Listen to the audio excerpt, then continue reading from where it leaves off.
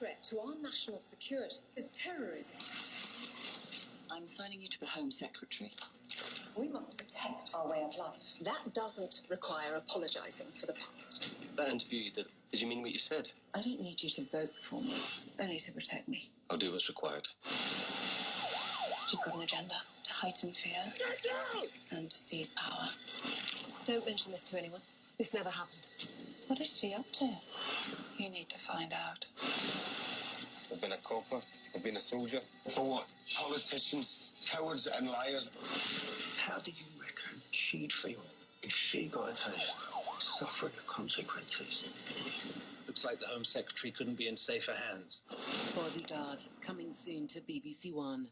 Sounds dramatic anyway, but it follows the twists of the relationship between the Home Secretary and their war veteran bodyguard assigned to protect her. I like the sound of that. It looks good. It's 6 parts. It starts at 9 o'clock this evening. The second part is tomorrow evening, and then it's going to be every Sunday. And the thing that's made me think this looks like it'll be good is it's from the same people who did Line of Duty, which or are still doing Line of Duty, which is just super. So if it's anything like that. Absolutely. I'll get into that quite late, actually. So I'm going to have to try and get the Bodyguard on nice and early. Let's speak to Richard Aitch, who's a professional bodyguard and has stood by the side of many A-list celebrities and politicians. Richard, good morning. Good morning. How are you? Yeah, I'm good, How are you? Very well, thank you. Yes. Super. Now, that sounds dramatic, obviously. The film The Bodyguard was quite full of drama as well. Is that what your job's like? Not at all. Tell me what it's like, then. To be perfectly realistic, it's very boring. You spend many hours either sat in cars, in hotel lobbies, just waiting for the next move. It's very much like a coiled spring. So there's long periods of boredom, but you've got to be ready to act if an incident arises. Is there a danger you get a little bit too comfortable then? Something does happen and you think, I need to kick into action?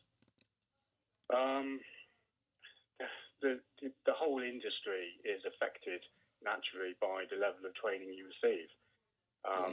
Yes, complacency is one of the dangers out there. You become over familiar with the principal, with the person you're looking after, and complacency can set in quite easily. The actual job role varies so much from country to country, from different threats, environments, from working in Afghanistan and over a carriage of weapons to the more discreet covert profile you find in the corporate sector. So the actual industry provision of close protection, as we call it, is incredibly varied.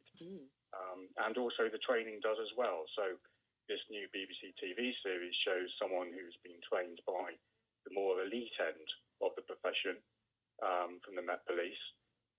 And at the other end of the spectrum, you have civilians undertaking 2-week courses. So there really is no comparison whatsoever. Wow. You say it's actually quite a dull day job, but you must have found yourself caught up in something at least once with all the work that you've done. What sort of stands out as being a pretty dramatic moment for you? I've been very fortunate insofar as we haven't actually had to deal with anything full on as such, certainly not to the entertainment level of the TV series. It's been very much information that's been filtered down to us, where there's been a possibility of something occurring, where our actions have hopefully altered that potential incident. But you would never know, really. And for the most part, the job involves preparation of the operation. So there's a huge amount of effort and work that goes into the planning and preparation, coordination with the protection operation, and the actual delivery of that operation is just the icing on the cake. Because I guess if you are involved in drama, you've done a bad job. Yes, there's often a saying that if an incident has occurred, then there's something terrible that's happened in the lead up to that. For the most part, prior to any hostile action, there's been elements of hostile surveillance. So if you haven't detected that hostile surveillance, then naturally any subsequent action is going to be a surprise to you. You'll be taken off guard. So does this mean, Richard, that you're going to be watching this programme tonight just thinking, What a load of Nazi emmons sitting around in a hotel lobby enough, this fella. Well, it wouldn't be entertainment if reality was brought in, of course. But yes, quite often, I mean, as I walk around London, and I can easily see the protection teams cutting about doing their business, and I'll often prop myself up against a wall or sit in a cafe watching them, and I'll personally critique them.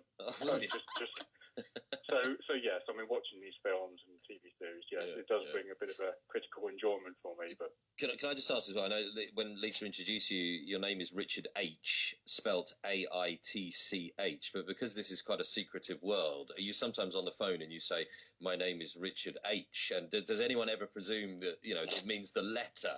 And they think, well, it's incredibly secret, like a Q or an M or anything like that.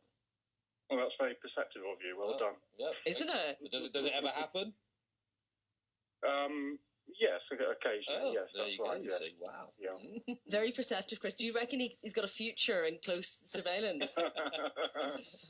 First time I've been called perceptive for ages. Wonderful. Thank you very much. Richard, thanks very much for your time this morning. It's been interesting. It